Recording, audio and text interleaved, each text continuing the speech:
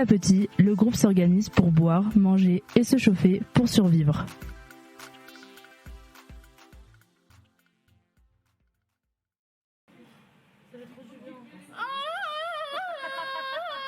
Non, c'est les deux mains.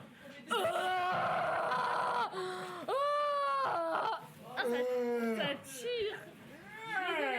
Je m'étire ça. Attention, je fais dans le temps.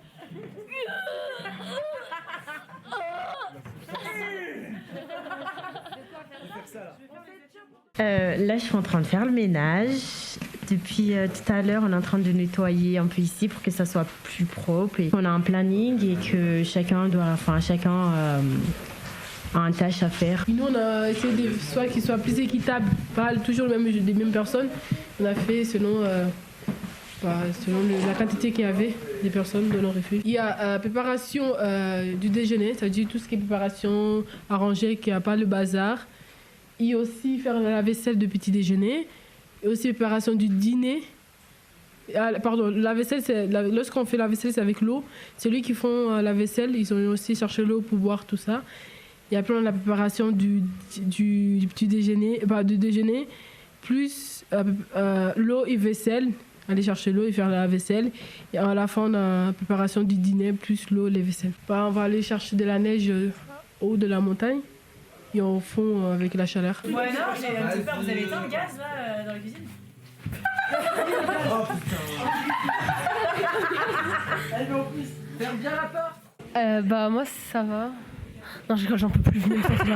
Ah, s'il vous plaît, j'en peux plus. Ah, mais même mon rire, il l'énerve. Alors là, je me dirige vers une partie un peu dangereuse du chalet. Donc, ça pue déjà. Et surtout, on entend de la techno. Attends, je vais en mettre une autre. Vas-y, Erwan.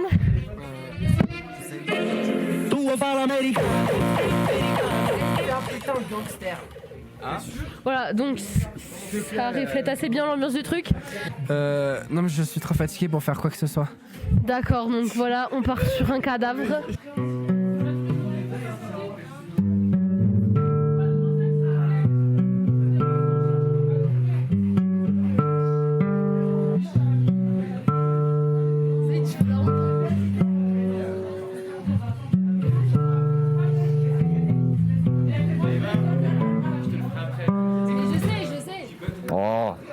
Merci Médiane.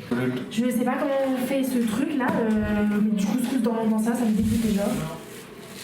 C'est comment ça fonctionne? Elle veut mettre du couscous dans la soupe. T'as vu ça? C'est ce qu'elle a dit, on met du couscous dans la soupe et ça va gonfler. Ça marche, il faut le finir. Moi je vais finir pas d'une telle façon quoi. Moi, si on parle de vivre, vraiment juste vivre ici, en vrai, si il n'y a pas trop de monde, je pense que c'est tranquille. Juste, je ferai rien, quoi. Moi, on fait tout pour moi. Juste, je dors là, je mange et c'est bon.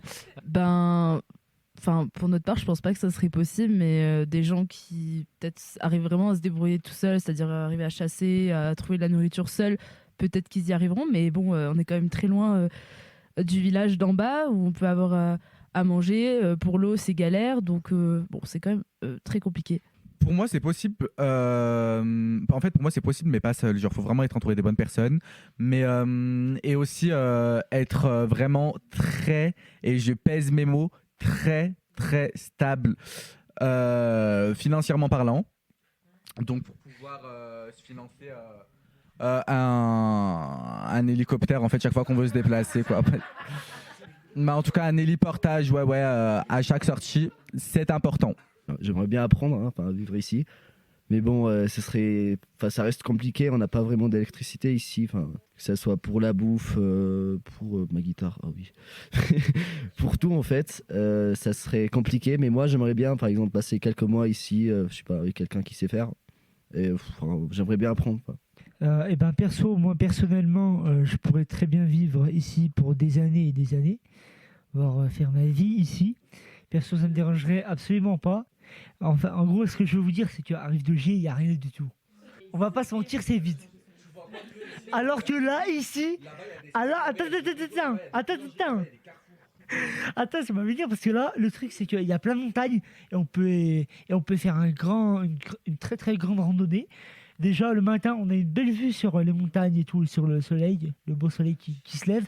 Alors qu'à Ridogé, c'est pas pareil. T'as les voitures qui klaxonnent, les gens qui s'insultent entre eux. Donc, c'est pas pareil, quoi, j'ai envie de vous dire, c'est pas pareil.